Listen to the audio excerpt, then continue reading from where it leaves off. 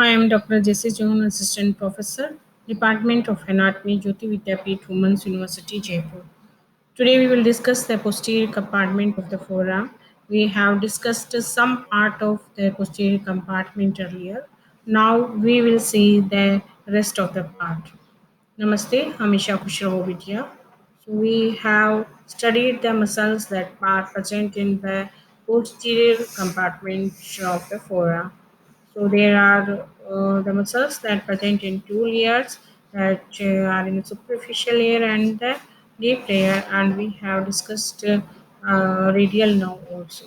So today we will discuss the radial artery that will take the origin from the brachial artery. So the radial artery is the smaller of the terminal branches of the brachial artery, and it begins in the cubital fossa at the level of the neck of the radius and passes downwards and laterally, resting on the deep muscles of the forearm. In the midline third of its course, the superficial branch of the radial nerve lies on its lateral side. In the distal part of the forearm, the radial artery is covered only by the skin and fascia.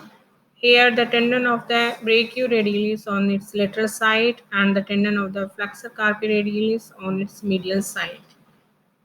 The radial artery leaves the forearm by winding around the lateral aspect of the wrist to reach the posterior surface of the hand.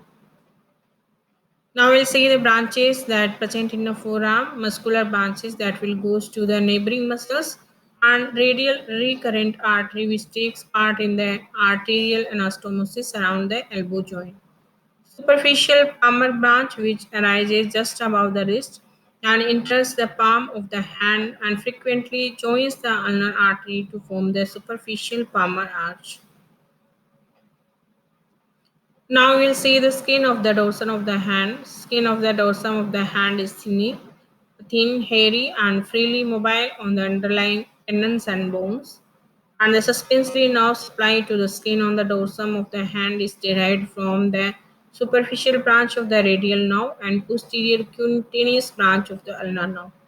The superficial branch of the radial nerve supplies the lateral two-thirds of the dorsum of the hand, whereas the posterior cutaneous branch of the ulnar nerve supplies the medial third of the dorsum of the hand and divides into several dorsal digital nerves that supply the medial side of the ring and the sides of the little fingers.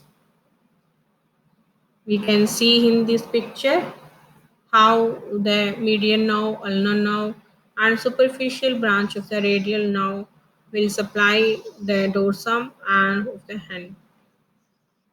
Dorsal digital expansion, the tendon of the extensor digitorum muscles pass onto the dorsal aspect of the digits and expand over the proximal phalanges to form dorsal digital expansion. The tendon to the index finger is joined on its medial side by the tendon of the extensor indicis, and the tendon to the little finger is joined on its medial side by the two tendon of the extensor digit minimi.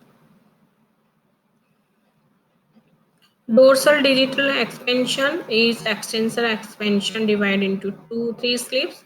The central slip attached to the middle phalanx in the index, middle ring, and little fingers. Two collateral slips fused together and inserted into the distal phalanges of the medial forefingers. The dorsal extensor expansion receives the tendon of insertion of the corresponding interosseous muscle on each side and further distally receive the tendon of the lumbrical muscle on the lateral side. By inserting into the extensor expansion, these intrinsic muscles are responsible for complex, delicate movements of the digits. The radial artery on the dorsum of the hand, or reaching the dorsum of the end of the extensor muscles. There is the branches of the radial artery that will take part in the anastomosis around the wrist joint, and dorsal digital artery pass through the pass through the little finger. Anatomical snuff box, it is triangular depression formed on the posterolateral side of the wrist by the extensor tendon passing into the thumb.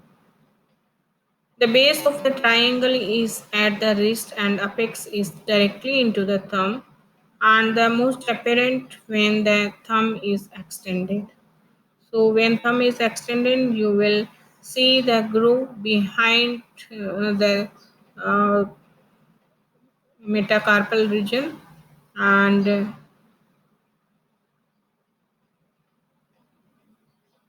so we can see this is the anatomical snuff box. It is named because the historically ground tobacco was placed in the depression before being inhaled into the nose.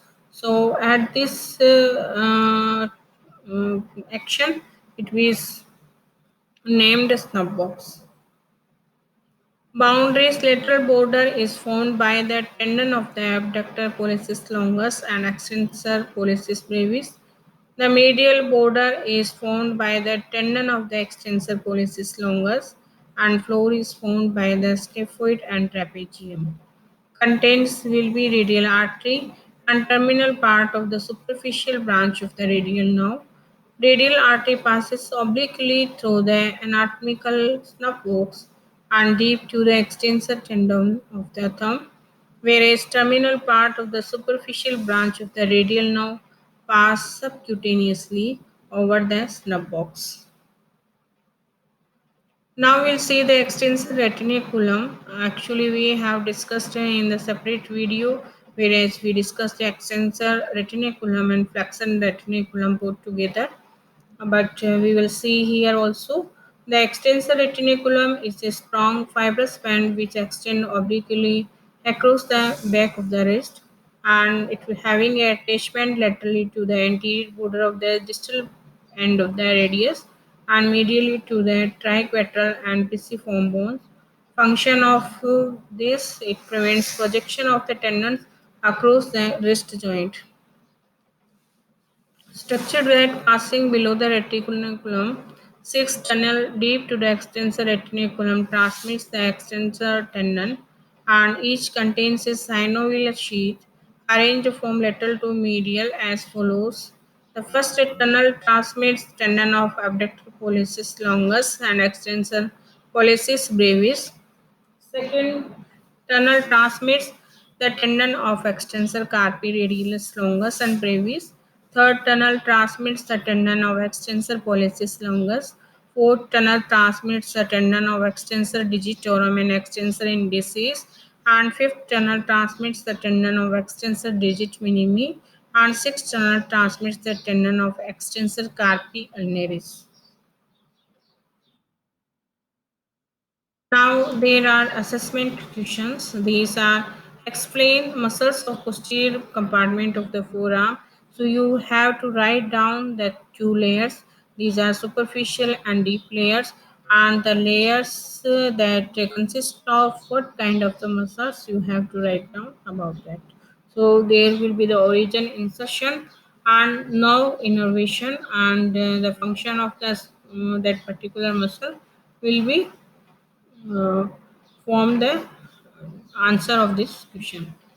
Next is explain neurovascular supply of the posterior compartment of the forearm. So all the nerves that innervated the whole kind of the muscles and their course, their origin, you have to answer this kind. Thank you so much.